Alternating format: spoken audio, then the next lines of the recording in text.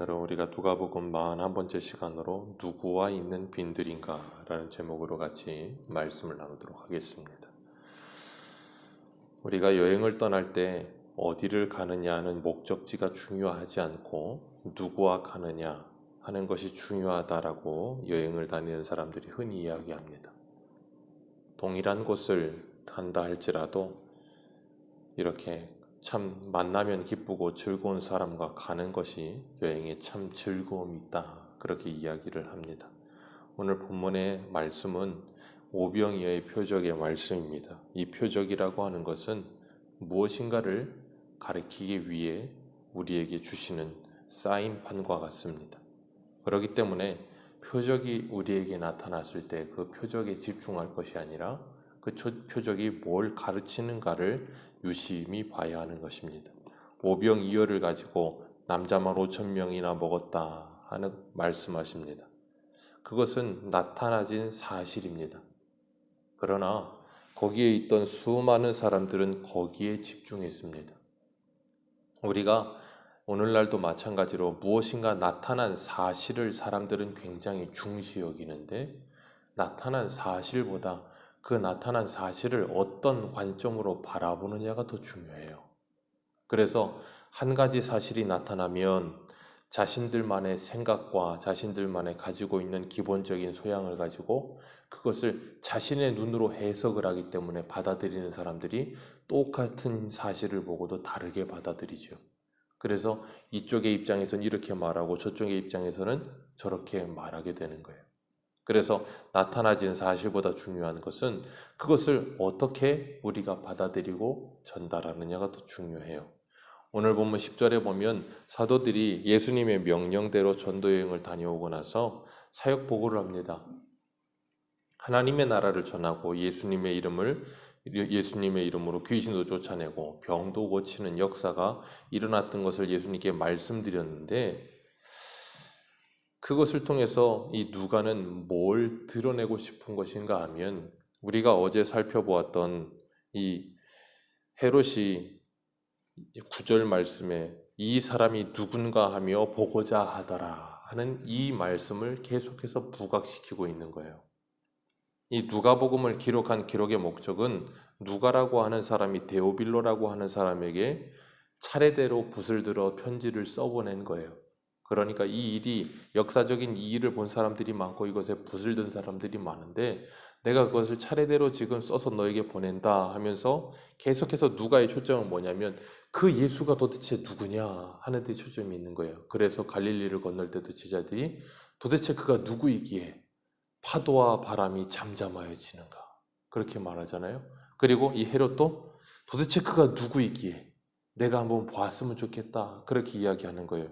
그리고 제자들이 전도여행을 갔는데 귀신들을 쫓아내고 그런 능력을 주시고 권위를 주셨는데 그걸 가지고 정말 그 일이 일어나는 거예요. 예수의 이름으로 했더니 그럼 그 예수라는 사람이 도대체 누구냐 그것에 대해서 지금 계속 이야기하면서 오늘 본문에서도 그 예수가 누구냐 하는 것에 지금 초점을 두고 이야기하고 있는 겁니다. 예수님께서 제자들을 데리고 이 10절에 사역 보고를 했어요. 예수님께 여짜오니 그랬어요. 예수님께 그런 일들을 했습니다 라고 했더니 예수님께서 그 제자들을 따로 벳세다로 데리고 가셨다 그랬어요. 수많은 무리들이 따랐습니다. 제자들이 전도여행을 가기 전에도 예수님을 수많은 인파가 따랐고 제자들이 둘씩 가서 전도여행을 다녀오고 났으니 더 많은 인파가 따랐겠죠. 그런데 그 수많은 인파들을 뒤로 하고 그 제자들만 따로 떼어 벳세다로 데리고 가셨어요. 그런데 그 벳세다로 데려가는데 거기에는 빈들이었다라고 이 12절 말씀에 말하고 있습니다. 그런데 그 빈들까지 11절에 무리가 알고 따라왔다 그랬어요. 참 대단하죠. 그 빈들까지도 알고 열심히 특심하여서 예수님을 따라오는 거예요. 그 이유는 예수님께서 왜 제자들을 따로 떼어 벳세다로 빈들로 데려가시는가? 제자들로 하여금 본질에서 벗어나지 않게 하시기 위해서예요. 그들이 지금 해야 되는 일이 무엇인지를 분명히 알게 하기 위해서. 그래서 어저께도 우리가 말씀을 나눌 때 예수님이 어느 한 집에 가거든 거기에 유하고 다른 곳으로 옮기지 말라 그랬잖아요. 그게 뭐예요? 더 좋은 형편 그런 것 따라서 자꾸 이리저리 움직여지지 말아라 그 말씀이라 그랬잖아요. 그런 것처럼 따로 떼어 벳세다로 데리고 가시고 빈들로 데려가신 이유는 수많은 인파 속에 갇혀서 그들 스스로가 그들이 가야 할 길을 가지 못할 것을 예수님이 경계하게 하신 거예요. 수많은 사람들이 그런데 거기까지 따라왔습니다. 그 따라온 이유는 무엇인가 하면 요한복음 6장에 보면 예수님께서 이 말씀하세요. 이 말씀은 원래 순서대로라면 오병이어의 표적 다음에 하신 말씀인데 이 말씀을 하세요. 요한복음 6장 26절에서 27절에 내가 진실로 진실로 너희에게 이르노니 너희가 나를 찾는 까닭은 표적을 본 까닭이 아니요 떡을 먹고 배부른 까닭이로다. 썩을 양식을 위하여 일하지 말고 영생하도록 있는 양식을 위하여 하라. 이 양식은 인자가 너희에게 주리니 인자는 아버지 하나님께서 인치신 자니라. 오병이어의 표적을 보고 난 후에 예수님께서 배 건너편으로 가셨는데 그들이 거기까지 따라와요. 예수님 벳사다로 가셨을 때도 거기까지 따라와요. 이유가 뭐라고요? 썩을 양식을 위하여. 영생하도록 있는 양식을 위해서가 아니고 썩을 양식을 위해 그걸 따르는 거예요. 표적을 본 까닭이 아니고 그 목적이 그거예요. 이 빈들이라고 하는 것은 누가복음 3장에도 보면 세례 요한이 빈들에서 하나님의 말씀을 받습니다. 이 빈들은 광야와 같은 곳이에요. 이스라엘 백성들이 출애굽을 해서 애굽에서 나와서 하나님이 약속하신 가나안 땅에 곧바로 들어간 것이 아니라 그들이 정탐하고 난 후에 40일 정탐을 하루에 1년씩 해서 40년을 광야 생활을 하게 하셨어요. 그 광야 생활을 하게 하신 이유는 이스라엘 백성들로 하여금 그들 속에 있는 그들의 몸은 애굽에서 나왔지만 그들의 정신과 그들의 속은 여전히 애굽이에요. 그래서 무슨 일만 터지면 사람 세워서 애굽으로 가자. 그게 이스라엘 백성들의 버릇이에요. 그 잘못되어진 생각과 마음과 버릇을 고치시기 위해서 광야 40년을 통과하게 하신 거예요. 그래서 광야 40년을 통과하면서 신명기 8장 2절과 3절에 이렇게 말씀하십니다. 내 하나님 여호와께서 이 40년 동안 내게 광야의 길을 걷게 하신 것을 기억하라. 이는 너를 낮추시며 너를 시험하사 내 마음이 어떠한지 그 명령을 지키는지 아니 지키는지 알려 하심이라. 너를 낮추시며 너를 줄이게 하시며 또 너도 알지 못하며 내 조상들도 알지 못하던 만나를 내게 먹이신 것은 사람이 떡으로만 사는 것이 아니요 여호와의 입에서 나오는 모든 말씀으로 사는 줄을 내가 알게 하려 함이니라. 아멘. 하나님의 말씀을 순종하는지 아닌지 그리고 사람이 떡으로 사는 것이 아니고 여호와의 입에서 나오는 말씀으로 사는 것임을 알게 하시려고 광야 40년 떡 먹고 살아가는 게 중요하지 않고 누가 계시다는 게 중요하다는 거예요. 하나님이 계시다는 게 중요하다는 거예요. 40년의 여행길을 가면서 그들이 떡을 주시는 하나님에게 초점을 가지게 하시기 위해서 어디를 가느냐가 중요하지 않고 누구와 가느냐가 중요한 것이 여행의 포인트인 것처럼 광야 40년을 돌았느냐가 중요하지 않고 그 광야라 할지라도 누가 함께 하세요? 하나님이 함께 하시면. 그래서 우리 찬송가 가사처럼 그 어디나 하늘나라. 하나님이 함께 하시면 이 고해와 같은 인생도 뭐하다고요? 하늘나라가 될 수 있다는 거예요. 그렇기 때문에 하나님께서 우리들에게 우리가 이 땅을 살아가면서 우리가 누구와 지금 함께 있느냐가 중요하다는 걸 알리시는 거예요. 그러니까 광야에서 40년을 살면서 만나를 먹고 있으면서도 그들은 만나를 주시는 하나님을 바라보질 못했어요. 오직 그 만나에 초점을 두고 살았어요. 그러다 보니까 그 만나가 초점이다 보니까 뭐 했는가 하면 나중에는 그들이 불평하기를 뭐라 그래요? 처음에는 그 만나가 너무 좋아서 이것이 무엇인가 하면서 좋아하더니 그것을 40년 먹으니까 나중에는 뭐라 그러냐면 이 박한 식물 외에는 없느냐. 40년 먹더니 나중엔 하는 말, 이 박한 식물, 이거 도저히 못 먹겠다는 거예요, 이제는. 그게 사람이에요. 그러니 그들은 만나 뒤에 계신 하나님이 아니라 그냥 그 만나만 보는 거예요. 썩을 양식만. 그러니까 뭐예요? 그들은 그 양식을 먹고도 광야에서 죽었다라고 말씀하시는 거예요. 그러니까 지금 예수님께서도 뭘 말씀하시는 건가 하면 너희들이 썩을 양식을 위해 일하면 예수님이 너희들 눈앞에서 오병이어의 표적을 보여주신다 할지라도 너희들은 그 양식 먹고 죽을 거다 그 말 하시는 거예요. 너희들은 그 양식 먹고 죽으리 인생들이 아니고 그 양식을 주시는 그 예수 그리스도, 하늘에서 내려오는 산떡이신 그 예수 그리스도를 보고 그 예수 그리스도를 믿어야 너희들에게 영생이 있다는 걸 가르치시는 거예요. 광야에서 하나님께서 이스라엘 백성들을 가르치신 것처럼. 오늘 본문 11절에 오늘 같이 한번 읽겠습니다. 11절입니다. 시작.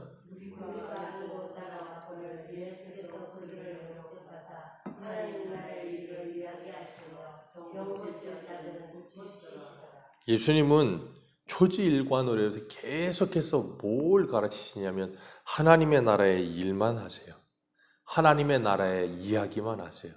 그래서 무리들이 그 빈들까지 쫓아왔는데도 그들을 뭐예요? 하나님의 나라의 일을 이야기하세요. 예수님은 십자가에 죽으시고 부활하시고 난 후에도 제자들하고 40일을 함께 하시잖아요.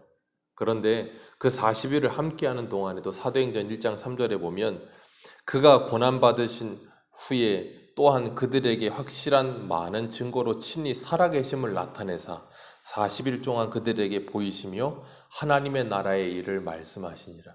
예수님이 부활하시고 나서 40일 동안 곧바로 승천하지 않으시고 40일 동안 지상에 계시면서도 하신 일은 하나님의 나라의 일을 가르치신 것 외에 없어요.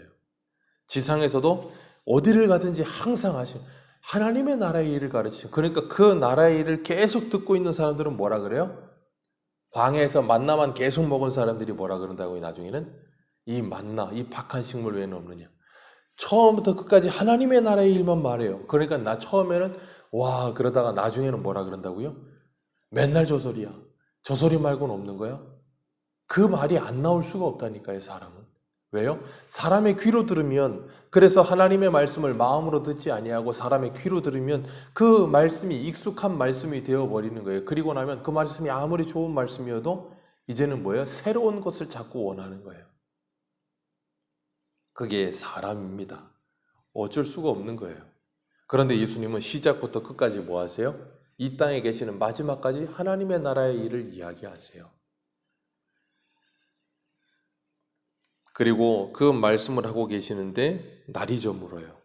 그러니까 12사도가 와서 예수님께 말씀을 하죠. 여짜오되 무리를 보내어 마을에 가서 유할 것과 그리고 먹을 것을 얻게 하소서. 여기는 빈들이니이다. 여기는 아무것도 없어요. 그러니까 얼른 보내세요. 왜요? 이건 너무나도 합당하고 합리적이고 이 상식적인 이야기예요. 왜냐하면 남자만 5천이래요. 당시에는 남자라 하면 20세 이상의 남자예요. 그 밑에 어린아이는 사람의 숫자로 치지 않았고 여자도 사람의 숫자로 치지 않았어요.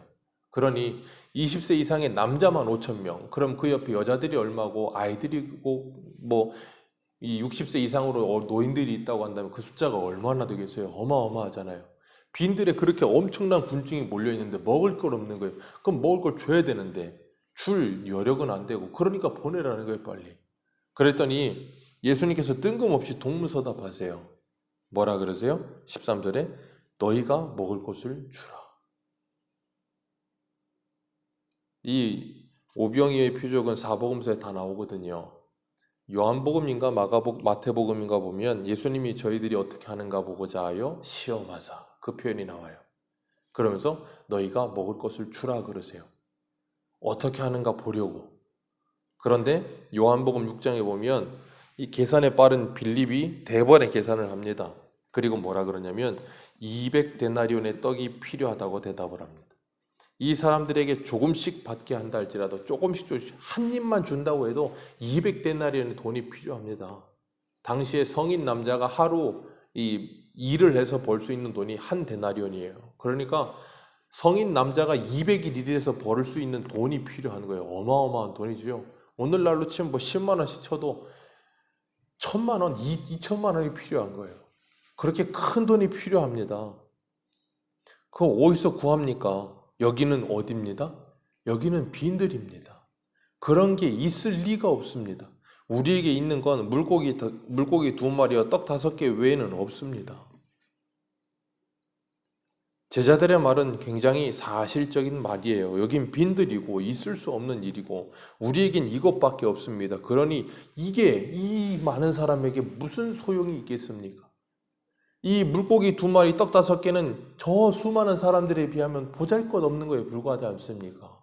근데 도대체 어쩌자고 이러고 계십니까? 그 말이에요. 쉬운 말로 하면. 내 계산해보니 200데나리 필요한데 예수님 지금 뭐 세상 물정 알고 이런 말씀하십니까? 마치 그 말하는 거하고 똑같은 거예요. 그랬더니 예수님께서 제자들에게 50씩 나누어 앉혀라. 그래 놓으시고 떡 2개, 떡 5개, 물고기 2마리 가지고 축사하시고서는 제자들에게 명하시기를 떼어 주어라. 그랬더니 그 사람들에게 그걸 떼어서 주었더니 그 앉아있는 사람들이 다 배불리 먹고, 빌립은 요한복음 6장에서 조금씩 준다 할지라도 그랬는데 예수님은 그들이 다 배불리 먹고 12광주리가 남았다 그러셨어요.